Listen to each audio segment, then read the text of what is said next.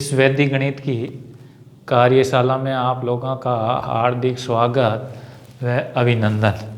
हम लोगों ने पिछले वीडियो के अंदर विलोकनम विधि से 6 अंकों की पूर्ण घन संख्या का उसका घनमूल सीखा था।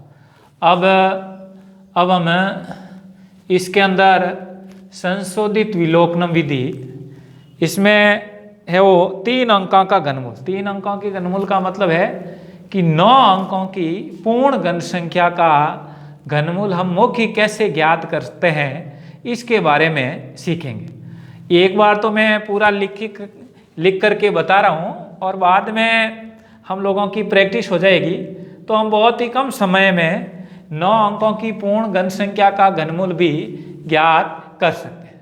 अब देखिए, सबसे पहले क्या करना, इसके यानी इकाई के अंक से 3-3 के समूह बनाना। इस 3-3 के समूह बनाने के बाद अब हमारे को जो संख्या दी गई है उसके इकाई का अंक देखना। अब हम लोगों को पता है कि जिस संख्या के इकाई का अंक 0, 1 और 4, 5, 6, 9 होता है, उसके घनमूल के इकाई का अंक भी वही होगा। और जिस संख्या के इकाई का अंक 2, 3, 7, 8 होता है, उसके घनमूल का इकाई का अंक उसका परम मित्र अंक होता है। तो यहाँ देखिए ये 9 है, इसलिए यहाँ पर भी यानी घनमूल के इकाई का अंक भी 9 आएगा। अब हमारे को ये जो मध्य खंड है, इस मध्य खंड की कोई भी जानकारी नहीं है, इसलिए मैंने y लिख दिया। अब 387 है, तो 387 यानी किस संख्या का घन करें कि 387 या उससे अधिक, यानी अधिक का मतलब है कि 6 का घन देखते हैं 216, 7 का घन देखते हैं 343 और फिर 8 का घन देखते हैं तो 512। तो 343 से बड़ा है और 512 से क्या है, ये छोटा है। तो इसके घनमूल के सैकड़े का अंक हो जाएगा 7, क्योंकि इसके अंदर 7 का घन 343, जो 343 से 387 ज़्यादा है, परंतु 8 का घन 512 से कम है, इसलिए ये किसमें समाहित है, 7 के घन में समाहित। अब हमारे को ये करने के बाद ये जो हमारे पास जो संख्या दी गई है 387, 420, 489, अब ये जो संख्या दी गई है इसमें ये घनमूल के इकाई का अंक आया 9, इसका घन करके घटाना है। तो 9 का घन कितना होता है, 729। तो इसके अंदर से घटा लो, 9 में से 9 चला गया 0, 8 में से 2 चला गया है वो 6, ये 7 का परम 3 और 4 हो गए 7, यहाँ हो गए 9, यहाँ हो गए 1, 4, 7, 8, 3। तो इसके अंदर ये घटाया है तो ये आ गया। अब इस शून्य को निरस्त कर देना, ये शून्य को क्या कर दिया, निरस्त कर दिया। अब हमारा ये है कि शेषफल के इकाई का अंक कितना हो गया, 6। अब 6 हो गया, इसका मतलब ये है 3, 9 स्क्वायर y। तो इसको जब सरल करता हूं 3 तो 99, 81 को 3 से गुणा किया तो हम लोगों के पास आ गया 243 y। अब हमारे को इस इकाई के अंक से है वो तुलना करनी है, ये 3 y। ये 3 वही है, इस 6 से तुलना करनी है। तो इस 3 को मैं किससे गुणा करूं कि इकाई का अंक है वो 6 प्राप्त है। तो 3 को 1 से गुणा करता हूं 3, 3 को 2 से गुणा करता हूं 6, 3 को 3 से गुणा करता हूं 9, 4 को 3 से गुणा करता हूं 12, 5 को 3 से गुणा करता हूं 15।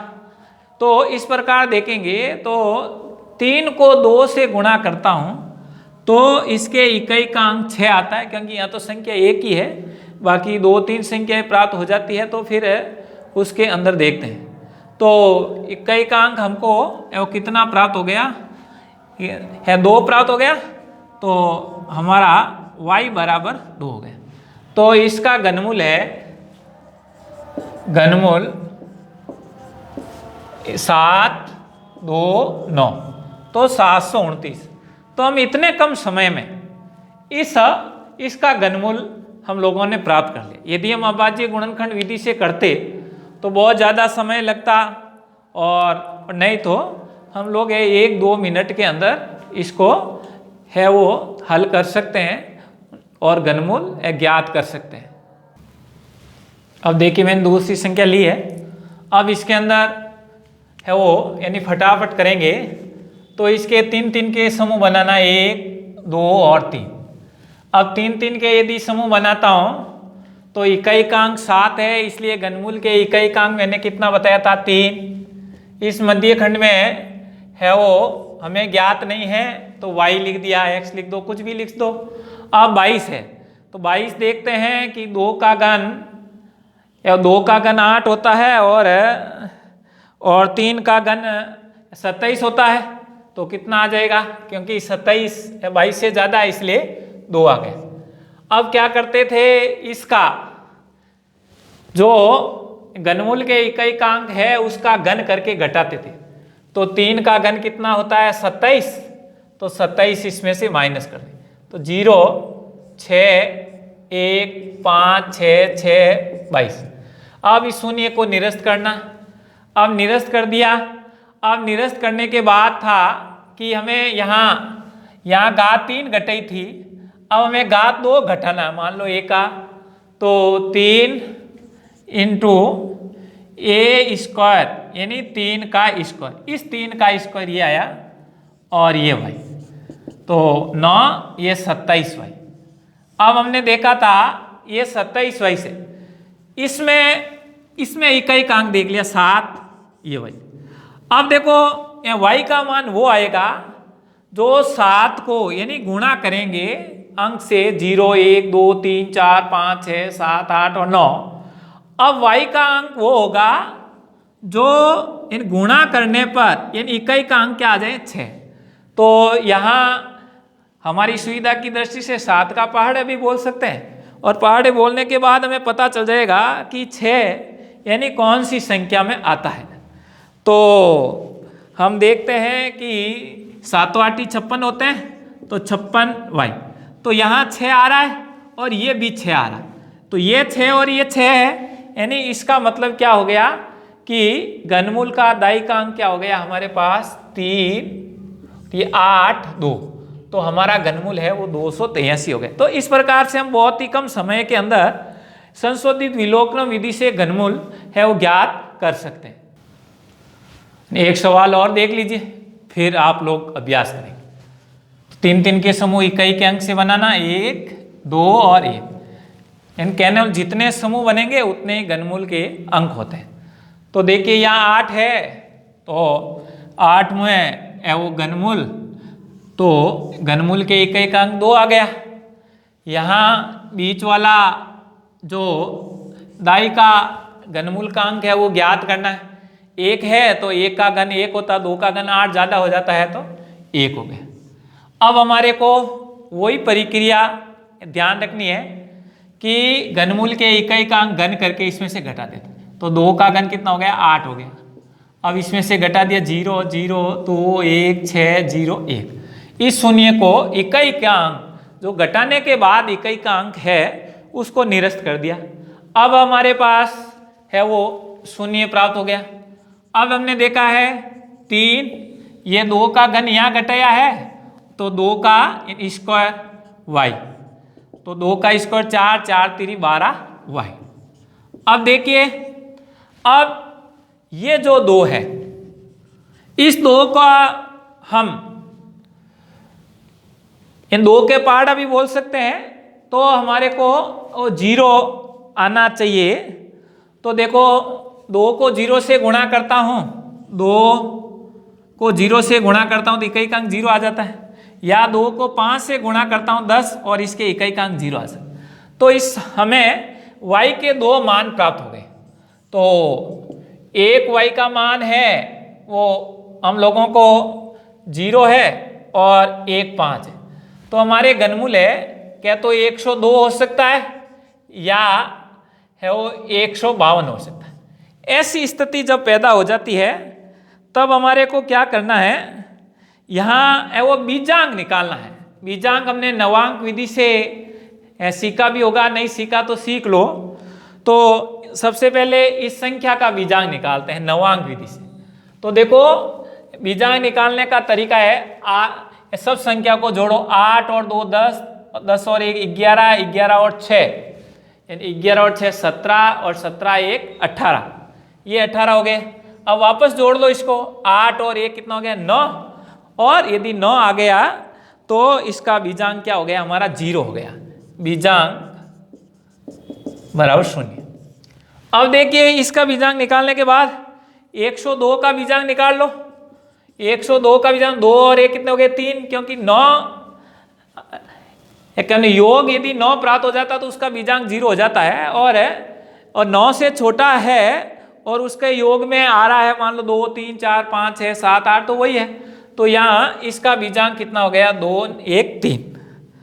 तो अब इसका 3 का घनफल ज्ञात करना, तो 3 का घनफल है वो ज्ञात करते हो, 3 का घन कितना हो गया 27, और फिर इसका बीजांक देखते हैं, 7 और 2 9 हो गए, तो इसका बीजांक क्या हो गया 0 हो गया। अब इसका भी बीजांक देखिए, इस संख्या का भी बीजांक 0 है और इसका भी घनफल करने के बाद इसका भी बीजांक 0 है। तो हम लोगों को बीजांक यदि समान है तो उसका घनमूल भी वही होगा, तो अतः घनमूल कितना हो गया 102, घनमूल 102। अब मान लो हमारी प्रैक्टिस के लिए 152 का भी मैं निकाल के बता देता हूं। तो 152 5 2 7 और ये कितने हो गए 8। अब 8 बीजांक हो गया, तो 8 का घनमूल कर लीजिए, नहीं 8 का घन कर लीजिए 512, और फिर देखते हैं 5 2 7 और 1 8, तो इसका बीजांक 8 आ रहा है और इसका बीजांक क्या था 0 था।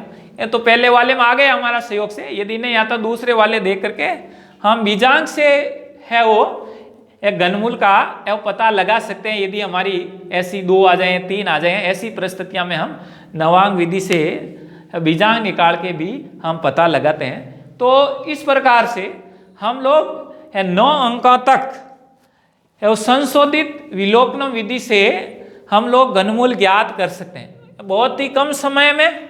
और एक मान लो अभाज्य गुणनखंड से करते हैं तो आप लोग भी समझते हैं कितना समय लगता था, और नहीं तो ये यदि हमारी प्रैक्टिस है तो 2-2.5 मिनट भी नहीं लगते हैं। तो इस प्रकार से हम पूर्ण घन संख्या का घनमूल हम लोगों ने सीखा है।